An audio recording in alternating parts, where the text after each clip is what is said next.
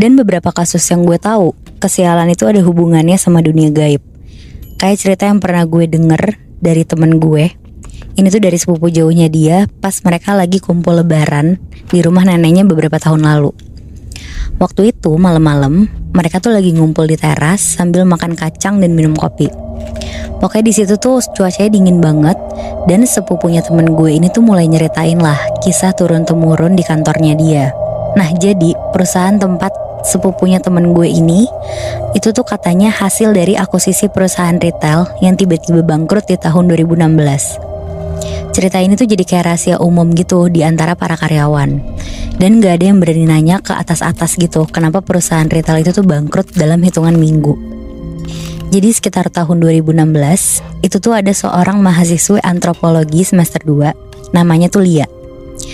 Dia itu datang dari kampung, tapi dia tuh udah terbiasa sama kehidupan Jakarta. Dan ada satu hal yang bikin dia tuh ngerasa aman selama di kota ini, yaitu ada kakaknya namanya Nabil. Si kakaknya ini tuh selalu siap jemput Lia pulang dari kampus. Pokoknya tuh selalu ngejagain dan merhatiin si Lia ini. Bahkan di tengah kesibukan kerja kakaknya ini di sebuah perusahaan retail itu. Oh iya, perusahaan ini tuh di sekitar Jakarta Barat. Mungkin kalian bisa nebak-nebak sendiri lah nanti nama perusahaannya. Singkat cerita, Lia sama Nabil ini tuh udah yatim piatu. Dan keluarga mereka di Jawa Timur gak ada yang deket sama sekali. Nah, berhubung Nabil juga udah dapat kerja di Jakarta, jadi Lia juga apply kuliahnya di Jakarta. Dan alhamdulillahnya keterima.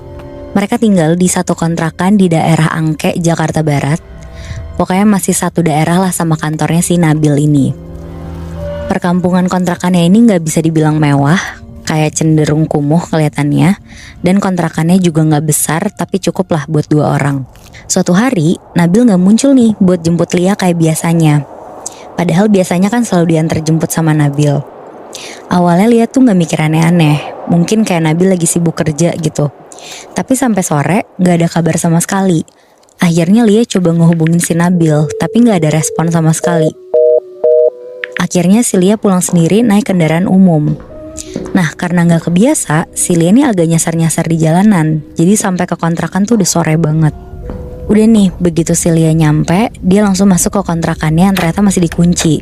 Berarti dia mikir bener dong si Nabil nih belum pulang. Dan pas masuk, Lia langsung ngerasa nih ada yang gak beres. Karena dia tuh nyium ada wangi bunga melati sama mawar gitu di rumahnya dia. Nah di situ dia bingung tuh, gak tahu kenapa pas dicium-cium lagi wanginya tuh datang dari kamarnya si Nabil. Akhirnya Lia jalan lah ke kamar itu. Pintu kamarnya kebuka sedikit. Dan pas si Lia ngeliat,